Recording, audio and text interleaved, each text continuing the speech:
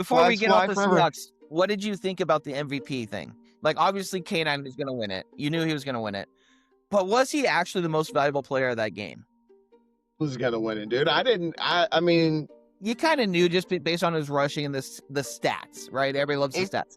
if there wasn't holding on that last big run for the touchdown, Yeah. I would have said slam dunk, But Jason Myers, man, I mean, I That's know what I'm nothing. saying. Special teams, like, I know you can't give it. It's not sexy. I get it.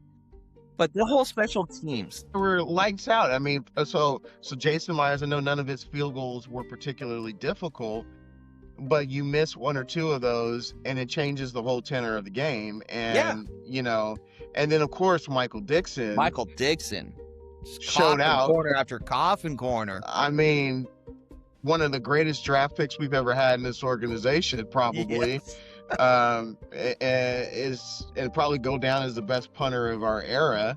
Was a beast, so you couldn't begrudge that. Spoon made some of the biggest game-changing plays. Huge plays. And set the tone early with the sack on their first drive.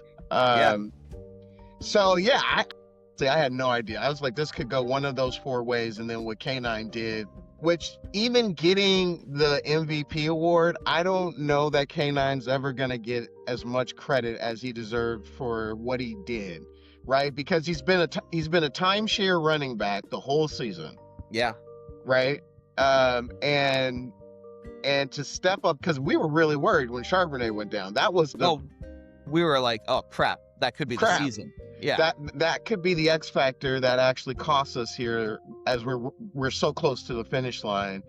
And and K9 handled business in the NFC Championship game, and then he handled business in the Super Bowl, and he was like, "No, we're good. I got this. We're good. Hey, look, I can be a 3-down back. Don't worry. My pass blocking is not the best, but that's okay.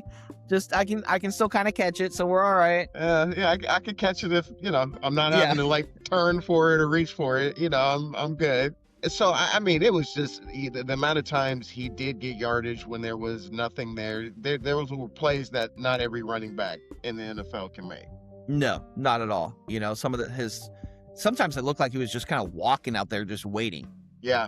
And shout out to that O-line. They did create the holes that he needed, and they did great. I mean, everybody.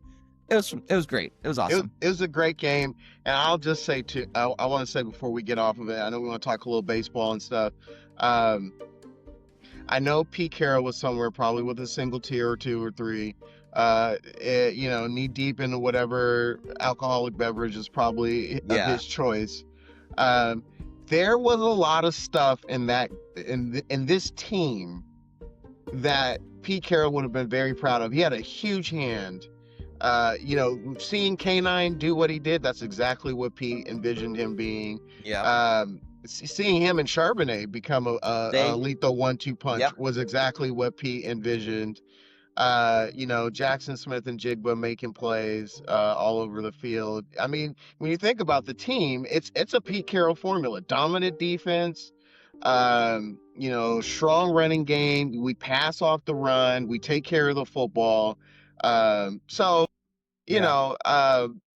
just want to give Pete a little pat on the back that, I felt like he has some fingerprints on this thing. Even though he probably would not have coached this team to the results. He would not have coached this team, but I completely agree.